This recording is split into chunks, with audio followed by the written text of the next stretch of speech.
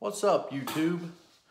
This is going to be a little kind of explanation video and mainly going to just be me talking. So if you're not interested in that, I can definitely understand and go ahead and turn it off now. The first thing I need to address is I'm usually not very pretty to look at, but a little worse for wear today. The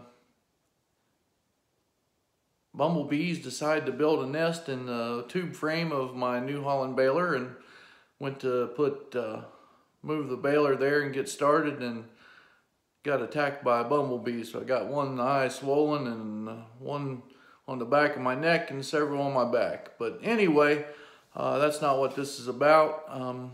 First thing I wanted to do is do an apology. I wanted to get a video there when I was selling the last set of cattle, but I didn't, and therefore I went ahead and waited and put that other video up that I just put up there about buying the new little calves, and figured I would do this video afterwards.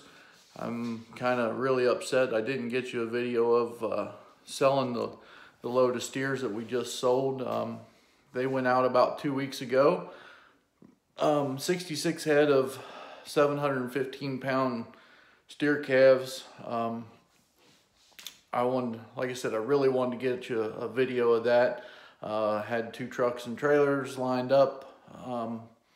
My trucks and trailers, my girlfriend was gonna haul one load, and we hauled them to the stockyards. It's just like 6 miles down the road. The semi met us there. We weighed them and shipped them out. But par for the course, the morning that we were to load, part of the steers were here at the house, and part of them were down the road about a mile on an Amish farm. And I went out, called the calves here on my place.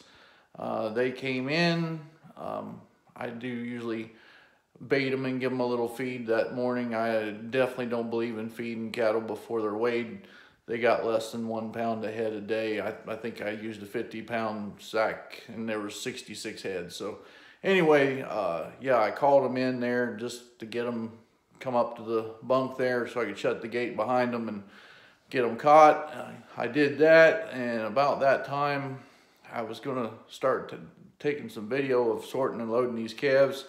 Got a phone call from the Amish neighbor's brother saying that part of the cattle over at his place had slipped out, and they were on the chase for them. So that kind of ruined my plan and flipped me out there, because my first thought was, hey, I've got a semi coming that's been on the road for who knows how long, and I needed to get cattle there and get them weighed and loaded. So anyway,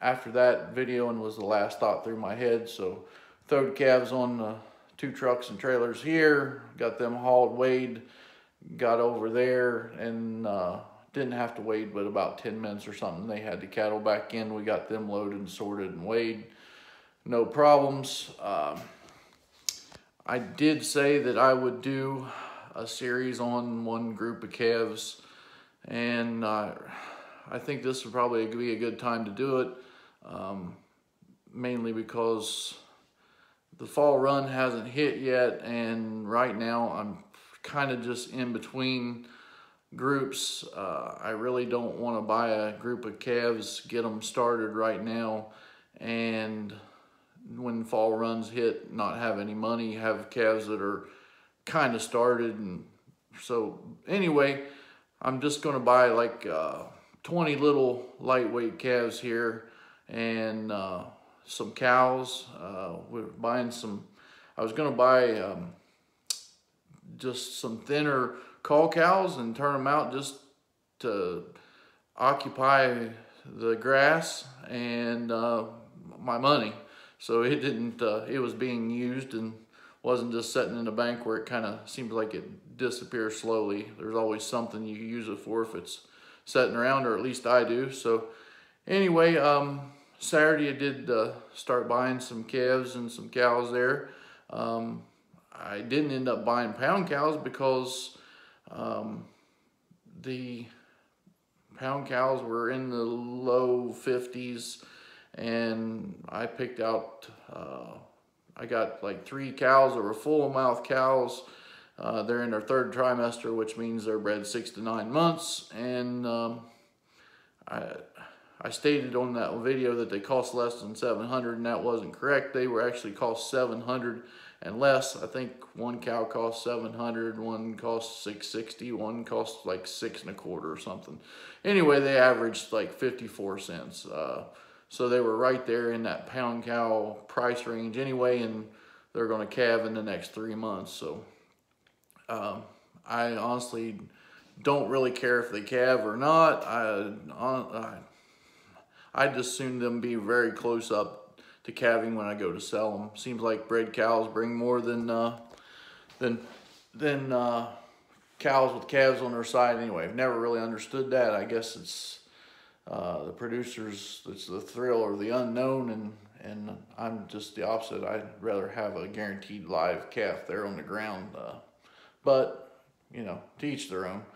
I guess a few of the things I would talk about this evening is I do want to, like I said, do a series here and trying to give you some numbers and vaccinations and all that. So I'll get you a video put together, putting these calves through the chute, what we do to them,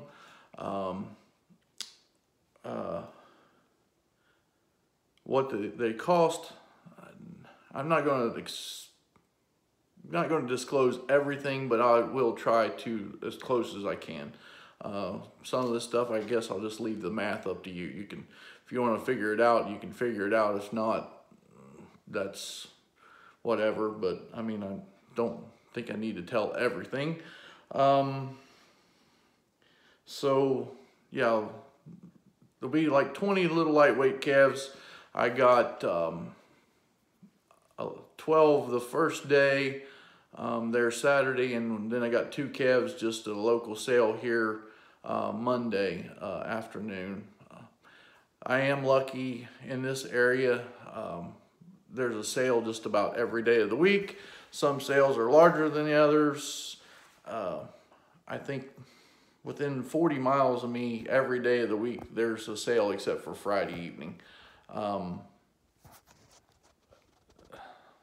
Let's see, within 100 miles of me, there's several large sales weekly. But anyway, there's also the difference between in the east and in the west. A lot of the way, I guess, is that I'm making the money on these calves is in the west. You have large ranches, and these guys are selling semi-load lots. They're selling, their calves are steered, they're vaccinated, they're reputation cattle with genetics. In the east, everybody works a day job and they've inherited a little farm from their grandparents or whatever that was where they raised produce or tobacco or whatever. And now they have cattle on it because it's easy to maintain, takes little effort. They have a job in town, but the cattle keeps their place clean and it gives them a little income. But for that, because of that, most of the time the cattle come through the sale, they come through as singles, they come through, I know Brad Larson had asked about if the calves I had bought were weaned. No, most calves that come through the sale around here are what we consider ballers or truck weaned, which means that they were on their mom when they left the house and were pulled off, and they're come through the sale barn just a few hours later. So what I do is try to add all the value I can. Like I said, in the west, you've got a semi-load of calves. There are probably a semi-load of steers and a semi-load of heifers. They're all going to be the same weight. They're all going to be out of the same bull, same genetics, and all that stuff adds value. They're close to corn and feed there. They are, you know, they're in a much better position here. So here, the best thing I can do is try to add all those things that I can to add value to the calves. So I'm buying calves through the sale barn. They're balling, they're not weaned. Most of them are usually bulls. They're not vaccinated. Genetics vary. You know, sometimes you'll have little junky, not picking on any breed, but horned Hereford bulls, and sometimes you get really good genetic Angus cattle. It just depends on what the producer is, and you know, that's all pays a price. You got to decide for yourself what you want to bid on, what you want to put together. I try to keep my cattle mostly black, but I will throw, because of the groups, usually those guys won't complain about a few colored calves in there, as long as there's 75 to 80% black. They usually don't say anything. Now, every once in a while, you will have a guy that says, I want all black cattle. Well, that's, you know, they pay a price for that, and that's fine. But usually about 20 to 25% I'll throw in there of colored cattle, and that definitely does cheapen it up. I'll show you, well, I won't show you the bills, but the sale from the other day, the calves, the average on them was $1.62 on 347 pound calves, I think they were, or 342. They were 342, and I threw one red and two smoked calves on those and brought the average down from $1.62 to $1.47. So by adding 3 calves to the group, you know, it brought the price down that much. But so what we'll do is we'll take these calves, we're buying them as singles. I don't try to even bid on any groups hardly, because the groups are going to be a little higher in the sale barn, and more than likely they're not going to be finished alike anyway. So you know, I buy the singles. We're gonna put them through the chute. We're gonna get them vaccinated. We're gonna get them weaned. We're gonna get them healthy. We're gonna make them steers. The heifers, they used to always consider heifers 7 cents back. Heifers nowadays are a good 15 to 30 cents back. On these little 250 to 350 pound calves, a lot of them are a good 30 to 40 cents back.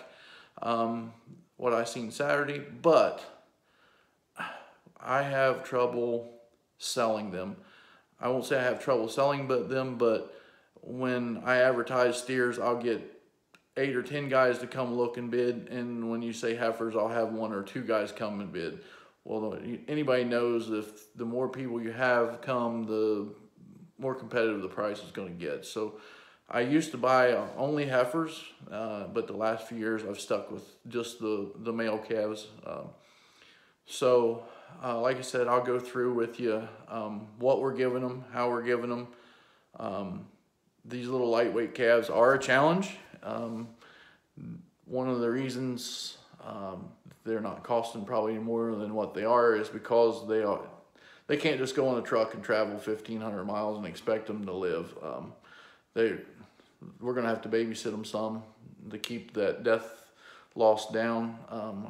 Everybody shoots for 0% death loss, but if I can keep it at 1%, I'm pretty happy on little lightweight calves like that. More realistic.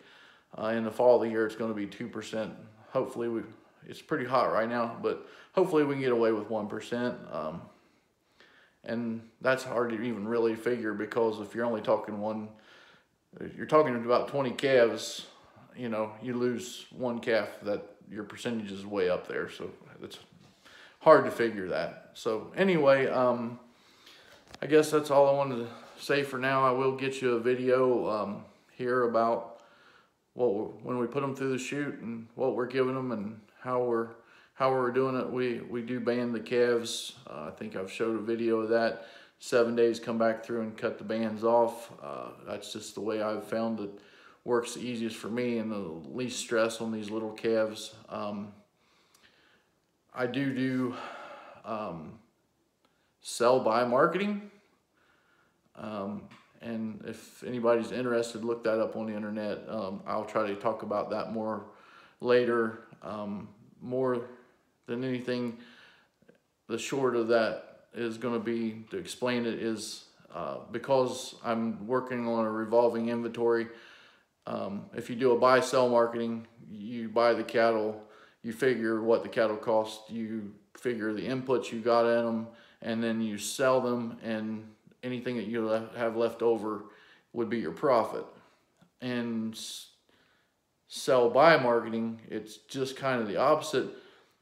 But if in buy-sell marketing, and this is getting confusing, I know, most people are very reluctant to sell unless the market's going up. Well, the market only goes up half the time, so you're holding on to your cattle, waiting on the market to turn, and a lot of times it doesn't. Whereas when you're doing sell-buy marketing, even if the market's down, the way I figure it, I can sell the cattle and I'm going to replace them in the same market. So if the market's down and the cattle sell for a little cheaper, once they're sold, I take that money and reinvest it right back into the same number of cattle on the market, and what the difference is the profit. So if you're in a down market, you're selling your calves cheaper, but you're buying the calves, replacing them back cheaper. So there's still profit in there, and you're not holding the cattle waiting on the market to turn. Hopefully that makes sense, and I'll explain that more. But Bud Williams was one of the first people that really, when you look up sell-buy marketing on the internet, cattle, most everything you'll see is Bud Williams. And it's probably not for everyone. It's just a different way of figuring the math on it. But when you're doing backgrounding cattle, or you have a constantly revolving inventory like I do, then it's an easier way to figure your profit and loss. So anyway, check that out. And like I said, I'll try my best to get you some videos. Sorry this is so long of putting the calves to the chute, and I hope everybody's having a good day. I want to give a big shout out to Denbach Farms. Very sorry for your loss. Grumpus passed away. If anybody was killed in a car wreck, haven't seen that, and I hope they're all doing well and getting through that ordeal right now. So guess keep them in your thoughts. Thank you guys for watching and all the comments. I appreciate it. I'm not the best in the world at replying. I'm usually pretty busy, and if I don't reply to something, doesn't mean I didn't read it or that I don't care. It's just, sorry. That's all I can say is I appreciate the comments. I don't get to reply to all of them just because of limited time. It's not because I don't want to or anything like that. So anyway, guys, thank you very much. I appreciate it. Hope everybody's having a good week, and I'll catch y'all later.